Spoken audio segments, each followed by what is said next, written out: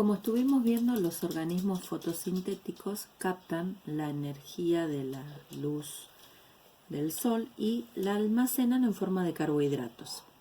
A fin de usar la energía almacenada en los carbohidratos, las células deben transferirla primero a transportadores de energía como el ATP. ATP significa adenosín trifosfato. Es un azúcar más 3 grupos fosfato que se unen mediante enlaces covalentes, siendo el último enlace más débil y es el que se va a romper, va a generar energía y va a permitir que esa molécula de ATP se transforme en ADP y luego se resintetice nuevamente con la adición de otro fósforo inorgánico. En la respiración celular que realizan todos los seres vivos, el fin último de dicha respiración es justamente obtener moléculas de ATP para que las guardemos en las células de todas las partes del organismo, en este caso de todas las células vegetales, a fin de poder usarla para reacciones metabólicas. Como ustedes observan, las rutas de estas reacciones de la respiración celular se van a llevar en gran parte en las mitocondrias, pero una primer parte de dichas reacciones hace un paso previo en el citoplasma celular. Entonces nosotros vamos a ver que las reacciones de la respiración se llevan a cabo en citoplasma celular y luego en mitocondrias. ¿Qué tipo de reacciones nosotros vamos a encontrar? Vamos a encontrar reacciones donde no utilicemos oxígeno y en ese caso esas reacciones se van a llamar fermentación. ¿Cómo ocurre todo esto? Bueno, si no hay oxígeno, ese tipo de respiración se va a llamar vía anaerobia y va a ocurrir un proceso de glucólisis en el citoplasma celular. Esto yo en este caso les menciono la célula vegetal, pero ocurre en todos los organismos, incluso en el ser humano. Pero deteniéndonos en lo que corresponde a la parte vegetal, vamos a decir que la glucólisis ocurre entonces en el citoplasma y va a producir sin oxígeno un proceso llamado fermentación, donde se produce un alcohol, como el etanol, más dióxido de carbono.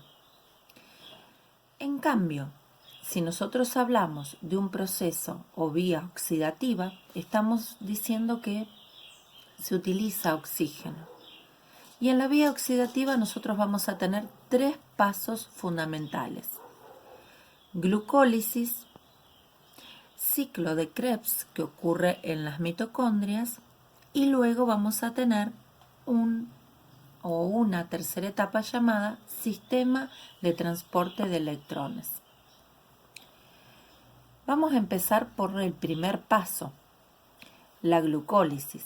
Como les dije, la glucólisis en citoplasma va a partir de un sustrato. Ese sustrato es la glucosa.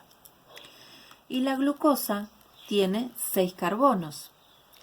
Además de los 6 carbonos, va a contener en su composición molecular hidrógenos en cantidad de 12 hidrógenos y 6 oxígenos.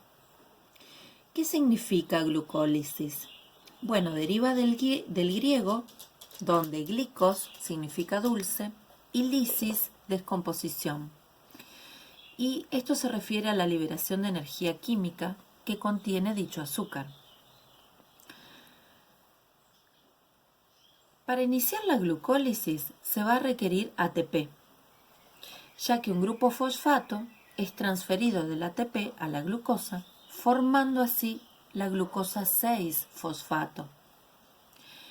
¿Por qué? Bueno, porque esta glucosa 6-fosfato tiene la propiedad de no poder salir por la membrana celular, o sea, la membrana de la célula vegetal, y entonces queda atrapada en ese citoplasma lista para ser degradada y así producir energía.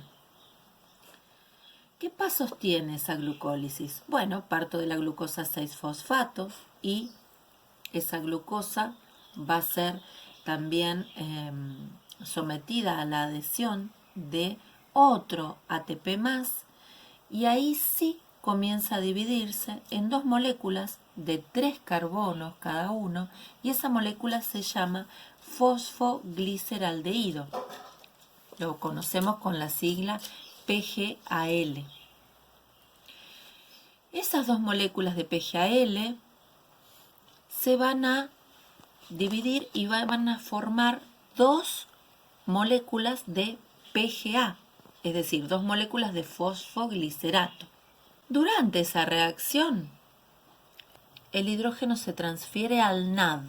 NAD es una molécula aceptora y transportadora de hidrógenos.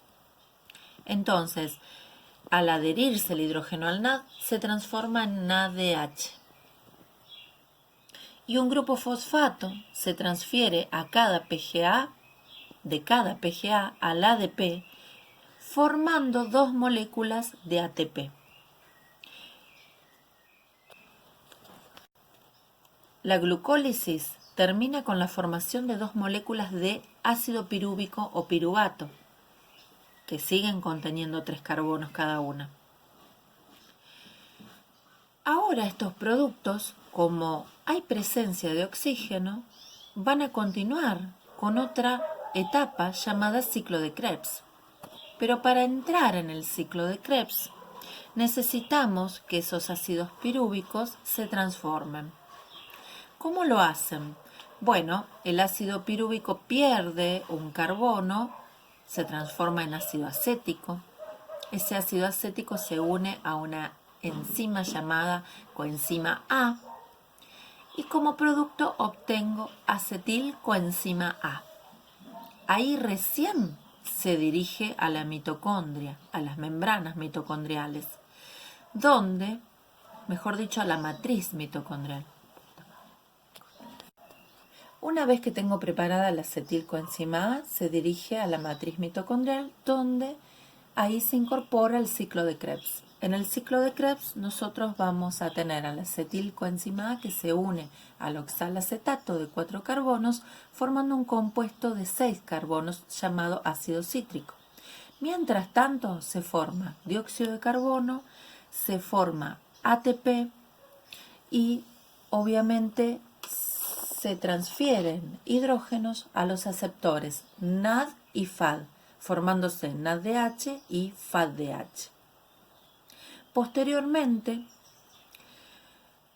ocurre una tercera etapa, que es el sistema de transporte de electrones. Ese sistema de transporte de electrones va a ocurrir en las crestas mitocondriales y es la última etapa. Allí, los aceptores o transportadores NADH y FADH donan sus electrones energizados y los iones hidrógeno a la cadena de transporte de electrones. A medida que los electrones pasan por la cadena, parte de su energía sirve para bombear hidrógeno de la matriz al espacio intermembranoso. Todo este gradiente hace que se genere ATP. Luego, los hidrógenos deberán pasar al revés, del espacio intermembranoso a la matriz, mediante un canal llamado ATP sintetasa, produciendo mucha cantidad de ATP. Los iones ya casi sin energía se unen al oxígeno. El oxígeno es un último aceptor de energía. Y ahí, mediante esta unión, al oxígeno forman agua, H2O. En total se forman 6 moléculas de agua por cada glucosa. Y a su vez se van a formar, mediante la energía de los electrones, 32 ATP. Entonces, como resultado, vamos a obtener resultado total de la respiración celular, vamos a obtener por cada glucosa 36 ATP.